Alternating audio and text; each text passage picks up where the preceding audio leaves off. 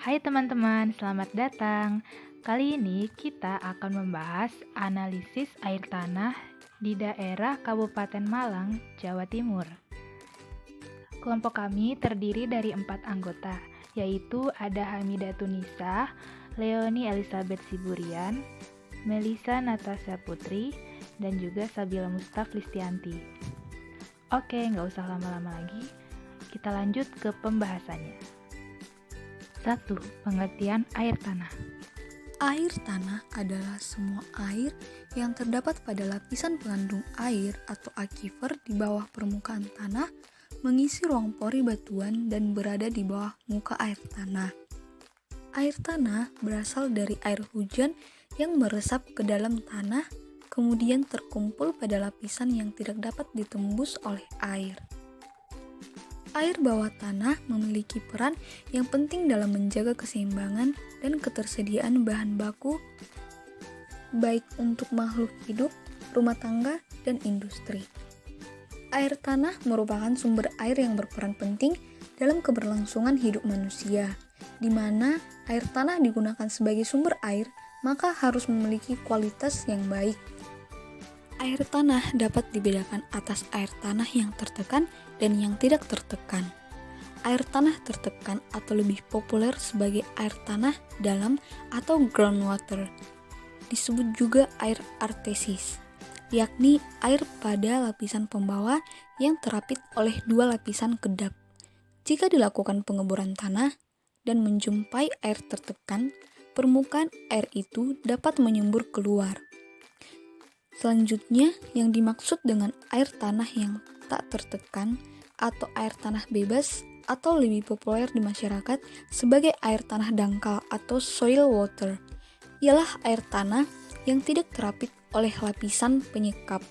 Ini merupakan air tanah yang biasanya kita jumpai jika kita membuat sumur gali. Analisis air tanah. Pada analisis ini, kami mengambil studi kasus air tanah di daerah Kecamatan Karangploso, Kabupaten Malang. Kualitas air dan limbah efluen. Menurut analisis parameter yang dilakukan oleh pemerintah Kabupaten Malang, hasil dari analisis tersebut ialah kadar pH, fluorida, nitrat, sulfat, dan DDS sudah sesuai dengan standar baku mutu Permenkes RI nomor 416 Menkes per 9 tahun 1990. Untuk menanggulangi masalah tersebut, pemerintah Kabupaten Malang membuat strategi dengan meningkatkan ketersediaan air tanah melalui program perlindungan dan konservasi SDA.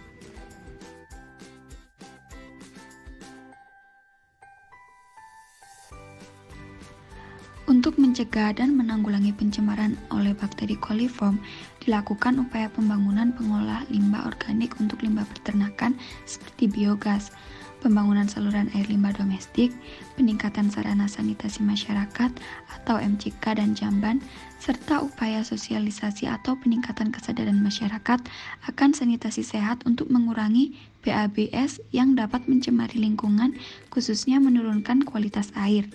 Pada tahun 2016 telah dibangun 21 instalasi biogas untuk mencegah pencemaran dari limbah ternak sapi dan saluran air limbah domestik oleh Badan Lingkungan Hidup Kabupaten Malang.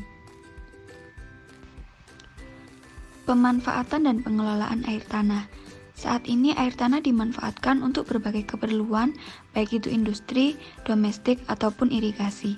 Dalam hal ini, yang harus diperhatikan adalah bahwa air tanah di suatu daerah memiliki kualitas yang rendah, sehingga air tanah sebagai sumber alami yang dapat diperbarui juga perlu dilindungi dari pencemaran. 3. Kesimpulan.